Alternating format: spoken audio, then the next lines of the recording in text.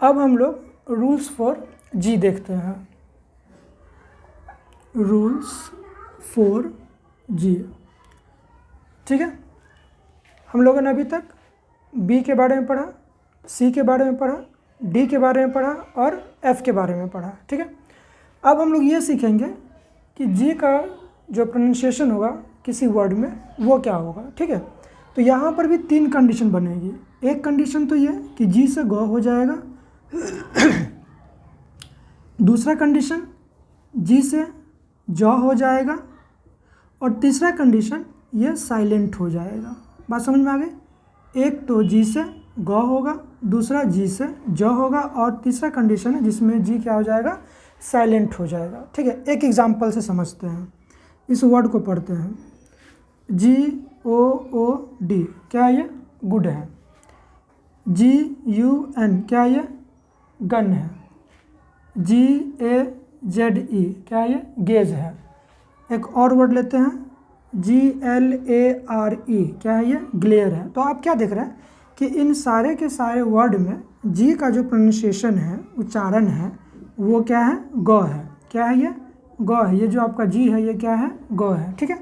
तो एक चीज़ यहाँ से निकल के सामने आती है क्या, कि जब जी के आगे ओ रहेगा, यू रहेगा, ए रहेगा, एल रहेगा, तो हम जी को ग पढ़ेंगे। बात समझ में आ गई?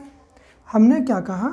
ये कहा कि जब जी के आगे ए रहेगा, ओ रहेगा, यू रहेगा, ओ यू ए, या कोई भी कॉन्सोनेंट रहेगा, या कोई भी कॉन्सोनेंट रहेगा, तब हम जी को ग पढ़ेंगे। बात समझ में आ रही होगी? चलिए, इसके अलावे जैसे कि कुछ वर्ड है BEGGAR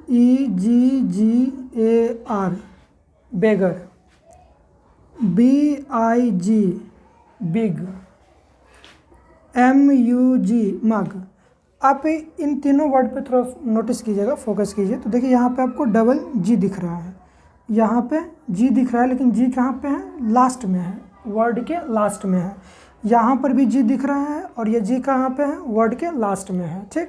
तो एक बात ये याद रखिएगा कि इंक्लूड कीजिएगा कि अगर वर्ड के बीच में अगर डबल जी आता है या लास्ट में जी आता है, तो उस जी का भी जो प्रोनाउंसिएशन होगा वो ग होगा, ठीक है। क्या होगा? ग होगा। जी से ग हो रहा है। बेगर, बिग, मग। बात समझ में आती? वैसे यह क्लियर हो रहा होगा क्या? हमने ये कहा कि जी से क्या क्या होता है? ग होता है, ज होता है और साइलेंट होता है। लेकिन अभी जो हम लोग पढ़ रहे हैं जी से ग, उसका कंडीशन हो गया कि ए, ओ, यू या कोई भी कॉन्सोनेंट अगर जी के आगे में है, या ऐसे समझ लीजिए कि डबल जी किसी वर्ड के बीच में है या बी वर्ड के लास्ट में है, तो हम उस जी को ग पढ़ेंगे, ठीक। इसको नोट कर लीजिए। चलिए, अब हम लोग अगले पॉइंट की ओर बढ़ते हैं, ठीक है। अगले पॉइंट की ओर बढ़ते हैं, मतलब अगले पॉइंट मतलब जी से ज कब होता है। लेकिन एक चीज़ थोड़ा मैं क्लियर कर दूं कि जी से ज के कंडीशन में जी के बाद EIY का रहना ज़रूरी है, ठीक है। क्या रहना ज़रूरी है? EI या Y। अगर जी के आगे EIY है तो जी से ज होता है, बट इस केस में क्या है? एक्सेप्शन थोड़े से ज़्यादा है, ठीक है। इसलिए इस पर अभी हम लोग चर्चा नहीं करेंगे, अभी हम लोग साइलेंट वाले पार्ट पे आते हैं, ठीक है। जैसे कि इस वर्ड को देखिए GNAW, हम इसको पढ़ते हैं न, ठीक है। GNASH हम लोग इसको पढ़ते हैं नाश, ठीक है। या इसको छोड़िए, एक बहुत ही कॉमन वर्ड है, फेमस वर्ड है रिज़ाइन, RESIGN, रिज़ाइन, ठीक है। या एक और वर्ड देख लेते हैं, साइन, SIGN, साइन। ये N है ये। आप क्या देख रहे हैं?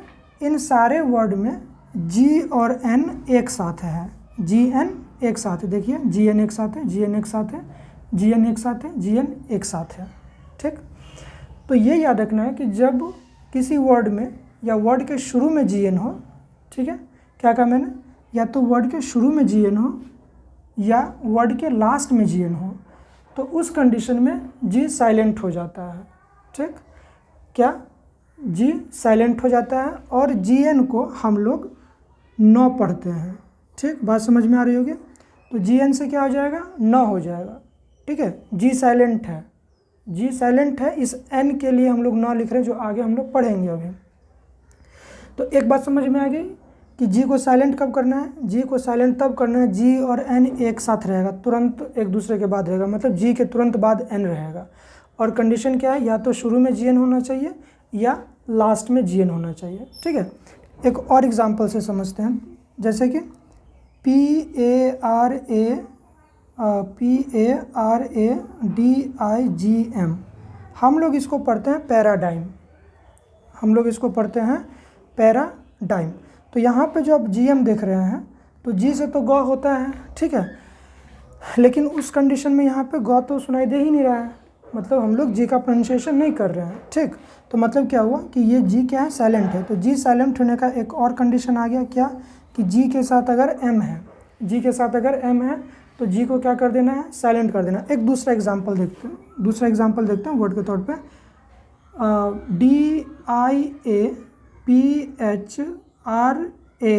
DIAPHRAGM, हम लोग इसको पढ़ते हैं डायाफ्राम। क्या पढ़ते हैं इसको, डायाफ्राम पढ़ते हैं। लेकिन इस डायाफ्राम में जी तो है, लेकिन इस जी का प्रोनाउंसिएशन नहीं हो रहा है। ठीक है, तो बात आपको समझ में आ रही होगी क्या कि जी एन अगर एक साथ रहेगा तो जी साइलेंट हो जाएगा, अगर जी एम एक साथ रहेगा तो जी साइलेंट हो जाएगा, और जो प्रोनाउंसिएशन होता है वो एक्चुअली में इस लेटर का होता है, आई मीन कि म का होता है, उसी तरह से न का होता है। चलिए अब हम लोग अगले पार्ट की ओर बढ़ते हैं, और अगला पार्ट है हमारा GH।